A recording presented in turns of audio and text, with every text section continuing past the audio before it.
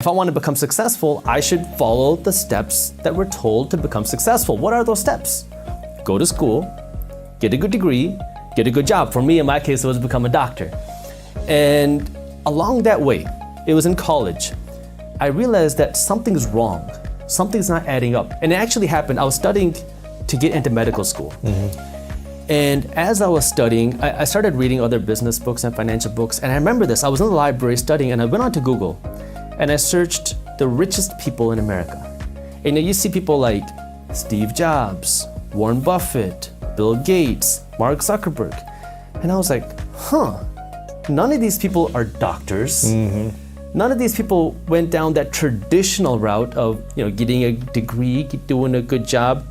Am I missing something? Because I thought that if you go to school, get a good degree, you can make a lot of money. And if you work harder in school, get better grades, you'll make even more money. So I thought it was just directly correlated, your grades, your income. And that's when I started questioning things. And I realized, maybe this isn't right. And as you start to go down deeper and deeper down the rabbit hole, you start to realize, oh my God, everything that I've been told is a lie. And so that kind of pushed me into this whole painful, emotional journey of learning about money, learning about entrepreneurship, learning about what does it mean to become wealthy and how do you actually do it? Right. What would you say is the main system that keeps people poor then? It goes down to so many different things. The banks profit when you're financially uneducated because they'll keep you saving money in the bank, they'll keep you in consumer debt.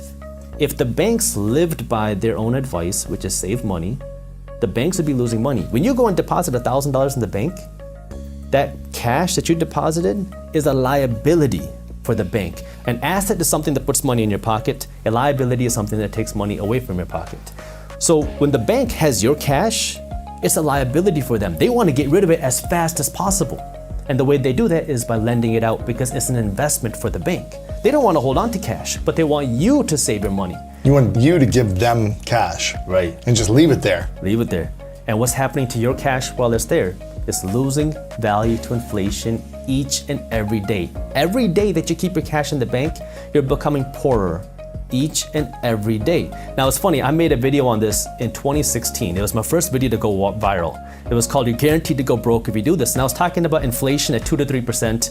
If you keep your cash in the bank, you're going broke every single day. Now here we are. 8.5%. 8.5%. Yeah. And now people are starting to realize, wow, this inflation is a real problem.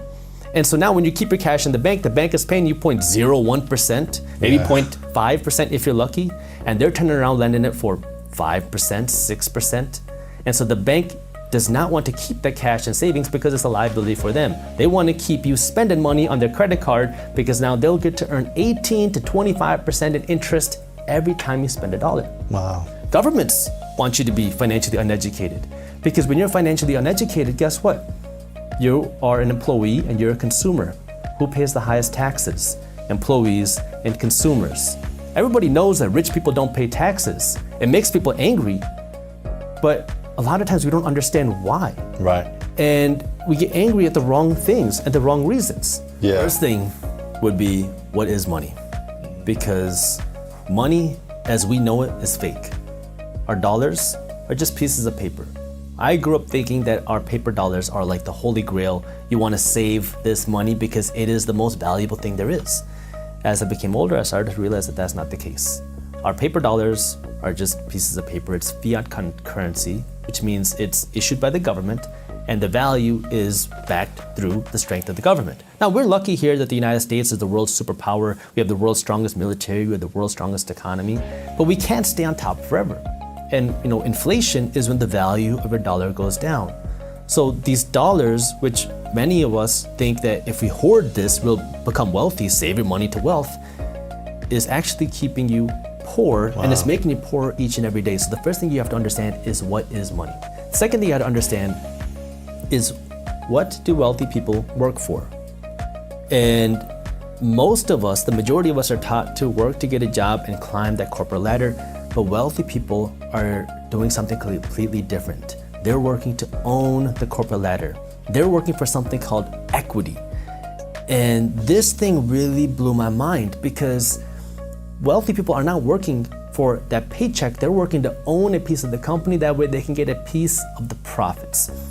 So the best way to understand this is, a lot of times people complain about how much money I'm making. I wish my boss paid me more.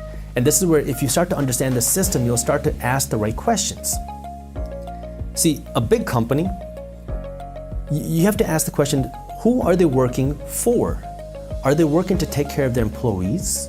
Are they working to take care of their customers? Neither. They're working to take care of one person, their shareholders. It's this concept called fiduciary duty. Right. I learned this in law school.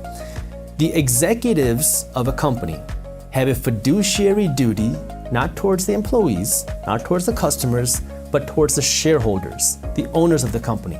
Now, what that means, an easy example of this is you're going out to dinner with your girlfriend or your wife, and you're on a date, and you get a text from one of your good friends, say, hey, let's go play Fortnite right now.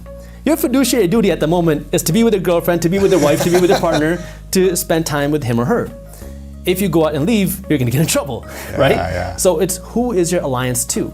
And the shareholders, the executives, the CEO and the executives company, their fiduciary duty is to the shareholders, the owners of the company. So what are they trying to do? They're working to drive up the valuation of the company. So once you start to understand that, you'll realize why there's this big discrepancy between what people are paid and what people want to be paid. And when you start to understand that, you're going to change what you do with your money. That's why I said a minute ago or a little bit ago, wealthy people are working to not climb the corporate ladder, but own the corporate ladder. So how do you get that equity, that ownership? You have to own a piece of the corporate ladder. Now, if you work for a public company, that means now you can take some of your income and you can buy stock in the company.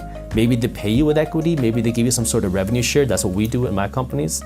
Or if your company doesn't do that, then you have to start taking this money that you're earning and you have to start investing it into a place where you're getting equity. Maybe that means stocks, maybe that means real estate. It could be, there's a number of different investments, but you have to work towards that equity. Yeah. And third, be willing to make mistakes. Yeah. Try. Anything is possible, but you have to be willing to try, make mistakes, and keep getting better each and every day. I love that, man. It's a grind, but it is anything.